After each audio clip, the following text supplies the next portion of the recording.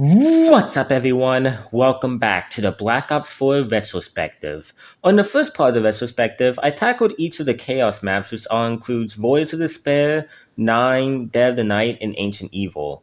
And now we're covering the Aether maps, which includes Blood of the Dead, Classified, Alpha Omega, and Tag der Toten. Now, I tried to have this retrospective finished before the release of Cold War, but I underestimated how long these things take. But now we can start this retrospective of the first map in the Aether section, Blood of the Dead.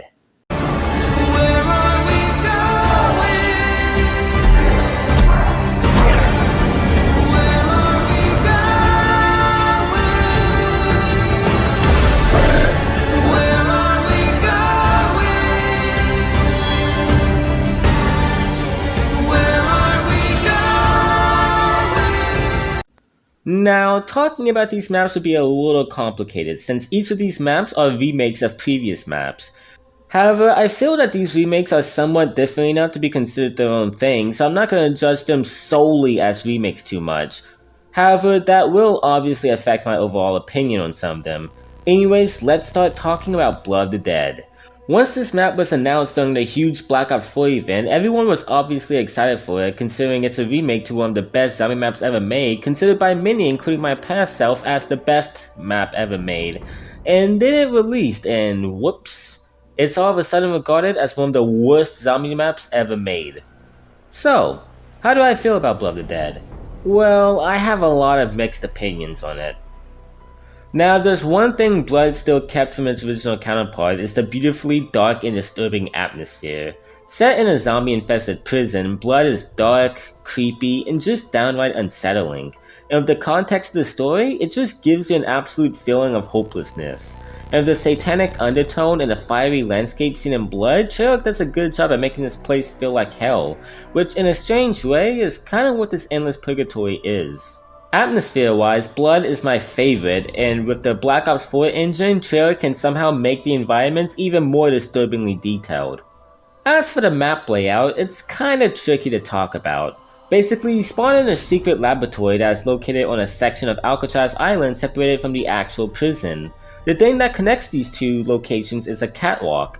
Once you turn on the power, you can run through the catwalk, but loads of zombies and hellhounds will spawn on you, so having a specialist prepared is a necessity. This catwalk section may be a little too demanding for first time players, but whatever. Once you get to the other side, you are now at the original Mob of the Dead spawn. So all the Mob of the Dead locations, with the unfortunate exception of the Golden Gate Bridge, all make a return. The new locations seen in the map consist of the spawn area, the warden's house, and the catwalk. So yeah, one thing I really like about this map is its huge size. I love maps that feel grand in scope, and Blood definitely accomplishes this. However, for some reason, going to areas like Spawn, and especially the docks, feels like it takes way too long, and just like other large maps, there's the issue that once players go down on the other side of the map from where you are, it's basically impossible to get them back up. To Blood's credit, there are fast travels, but if you're in a hurry to get someone, these long animations, despite how cool they are, could slow you down immensely. So obviously the locations Blood kept are good, and its new locations aren't harmful additions. However, I felt they should have done a better job with the fast travels. Now, innovations are tricky to talk about in a remake, but Blood does have some new things to separate itself from its original counterpart. However, I'll go over the things it kept. Just like Mob of the Dead, the map has Brutus as a sub-boss, an obtainable Blundergat that can be built into the Acid Gat, the Hell's Retriever that can be upgraded into the Hell's Redeemer, and the Silver Spork that can be upgraded into the Golden Spork. One thing Blood has that Mob doesn't is a Hellhound round, which admittedly does fit well with the more hellish look Blood is going for this time around, but a Dog round could hardly be counted as necessarily innovative. There's really only two new things aside from locations and Easter eggs that Blood adds, with one of them being the Magma Gat, another upgraded version of the Blundergat. And this weapon is admittedly really awesome. It's a more damaging wonder weapon than the Acid Gat, and it isn't too hard to get. And there's the shield of the map named the Spectral Shield. As the name suggests, it's equipped with the soul key that can literally suck the souls out of zombies to use as fuel for the shield's power.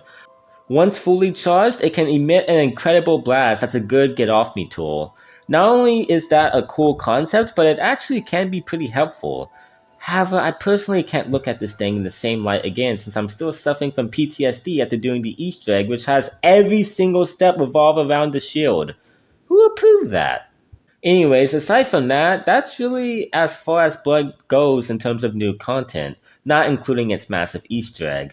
Don't get me wrong, this map still has plenty of content in terms of stuff to do, but most of its quests are from Mob, which shouldn't surprise anyone since it's a remake after all. But I think Treyarch missed a good opportunity to capitalize on a next-gen Mob remake by adding more originality to the map. However, if their goal was to make this remake somewhat new but super familiar to fans of the original map, then they did do admittedly a good job in my opinion. However, you may be wondering how the story is this time around. Well, Blood probably has some of the best story material put in any map. Seriously, I made an entire video on it. The story starts off with our 4 premise characters going to retrieve the blood samples from another Richtofen, which is what we hear them say they did in between Zetspel and Gorod. However, not only do they arrive several minutes late, but the Alcatraz Richtofen is frantic and reveals to Premise Richtofen that the pages of the Chronolium have changed. What does this mean? It means the infinite cycle we saw our characters in that dumb ending to Black Ops 3 is now broken, meaning anything can happen now. I've never seen any writer find their way out of a writing corner that fast. Premise Richtofen is horrified at what he sees in the new pages of the Chronolium, but him and the group have to escape Alcatraz. Before they can get to the portal, however, Brutus destroys it, trapping our characters in the same endless purgatory seen in Mob.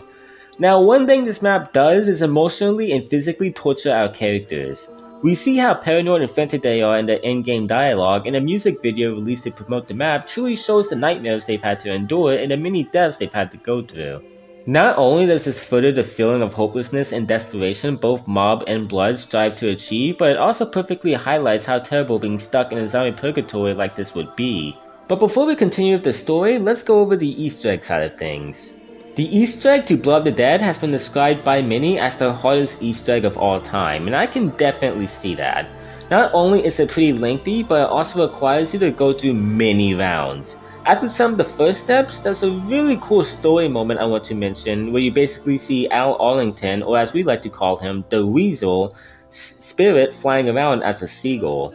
He basically screws around with our characters and steals the Chronolium, leading to a really annoying goose chase that made me want to strangle my favorite character from Mob by the neck. Back to gameplay, Blood's Easter egg can be summed up best by Gorod's. In both eggs, you get set up, do the first few steps of the main quest, then have to complete several trials in a random order. While the trials in Gorod could actually be really fun with a set of friends who know what they're doing, the trials seen in Blood require extreme accuracy and precision. I may be over-exaggerating a bit, but you get what I mean. These trials can be really tough, but if you know what you're doing, they shouldn't be too bad. They definitely weren't to me and Andrew, although we did go full tryhard mode to complete this thing. However, once you find your way through these trials, this happens.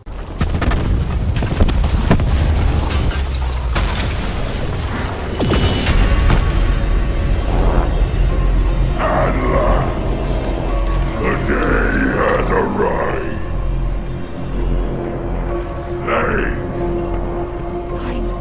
Impossible! Enough! What? You belong to me!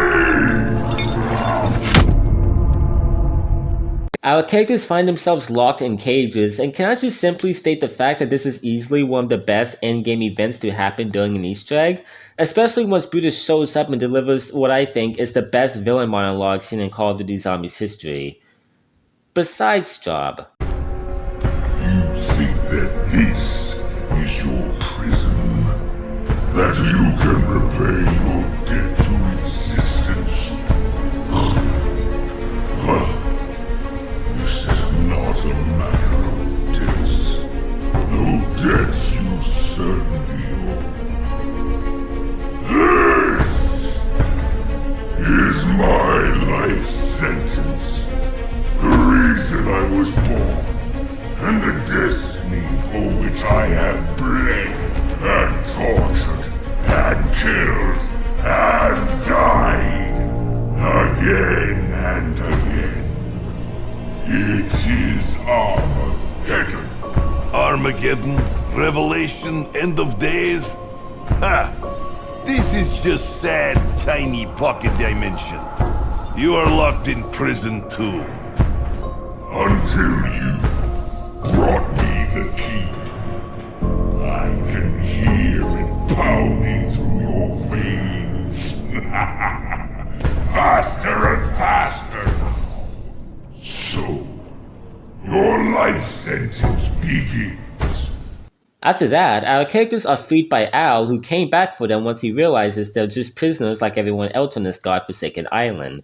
The characters re-equip themselves and they make a run to the laboratory, however their interest is cut off by an enlarged Brutus. But then in probably the most chilling moment in the map, Finn, Larry, Barely Handsome, and Salvatore DeLuca all show up as spirits and they revolt against Brutus one final time in the story, allowing our characters to complete their quest. Primus finally encounters the large enraged warden, and the boss fight with him is pretty climactic environmental-wise as is seen on screen. However, even though this is the hardest main Easter egg quest we've ever gotten, this boss fight is super easy. But just when you think you're going to be disappointed, this happens. Hand back, you imbeciles! You want mine blood! Take mine blood! Ah! He jumped inside! Have you lost German mind? Help me get him out! Yep, Richtofen sacrifices himself to the machine. Or should I say, the machine. I'll stop. And this character moment, at least to me, is what completes Richtofen's entire arc in the whole series. For once, he makes a great sacrifice to do the right thing. Throughout the whole series, we've seen him only do things that he was either instructed to do or only did to benefit himself. However, this time, he chooses to do the right thing, not only for the betterment of the universe or the endless souls held prisoner in Alcatraz, but mainly for his allies. We then see a post-Revelations Richtofen come from the laboratory wielding the crystal of the Fire Staff, and he uses the the crystal, to purge Alcatraz in the dimension it belongs to of its evil. The characters look at the spirits, relieved, and post-Revelations Richtofen approaches Nikolai, the only person in the group who still technically has a soul, and he makes him the new leader of the group and gives him the Chronolium. This is a pretty cool change I didn't see coming, and it does make sense story-wise, and it was exciting at the time. Remember in the BO1 days where the idea of Nikolai being the group leader would be viewed as nothing but a joke? Well, look at this man now. Then post-Revelations Richtofen approaches the regular Richtofen who's still alive but is bleeding out at an alarming rate. In a very unexpected and tragic turn, post-Revelations Richtofen not only doesn't help his nice counterpart, but it destroys any way he had of making it out of this pocket dimension alive, and him and the group leave him to die. Worst of all, it's done so coldly. Now, I think the community kinda overreacted to this death scene a bit. One, because this Richtofen isn't the one we saw in Origins and Black Ops 3. While he's a very similar counterpart who's lived through the events of Origins, the Giant, the Reisendrache, and Zetsubo, he still technically isn't that Richtofen. Secondly, not only does he get immediately replaced by his dimensional counterpart, but I'm pretty confident this Richtofen is the one we saw throughout Black Ops 3, since technically he did live past Revelations, and it would make sense chronologically. However, that's not to try to underplay this death scene, because its execution is just done beautifully, and it really does make you feel bad for this guy. I wanted to keep going. This me. My slightest heart. You won't even remember.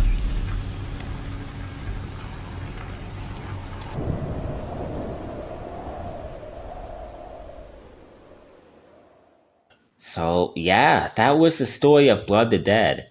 Yeah, it's really good. Brutus is bumped up a notch when it comes to plot status, Richtofen's given a great arc and a pretty sad send-off, this version anyways, and the atmospheric decisions are very well done. In conclusion, Blood of the Dead isn't perfect. It has a lack of new stuff besides the shield and wonder weapon, and the Easter egg can be tedious at times. But the layout is good with its only problem being a little too big. The Easter egg, while tedious, can still be fun at times, especially on your first attempt. The map looks good and the story decisions are pretty good. In order to be fair, I'm giving every map in this part of the retrospective a remake rating and an overall rating. The remake rating of Blood is a 3 out of 5. I feel Blood of the Dead is an okay remake, but it does have a lack of new features and it has a good amount of missed opportunities. However, its new locations, new quests, and new wonder weapons mixed with the returning stuff does make Blood into an okay remake. Overall though, I'm personally giving Blood of the Dead an overall rating of 4 out of 5. I bet people are going to say I'm trying to go against the grain since I also gave Voyage a good rating, but I am being dead honest. Once we get to Golod, every map past that, with the exception of Ancient Evil, is something me and the community disagree on. But yeah, I really like Blood. Now on to Classified.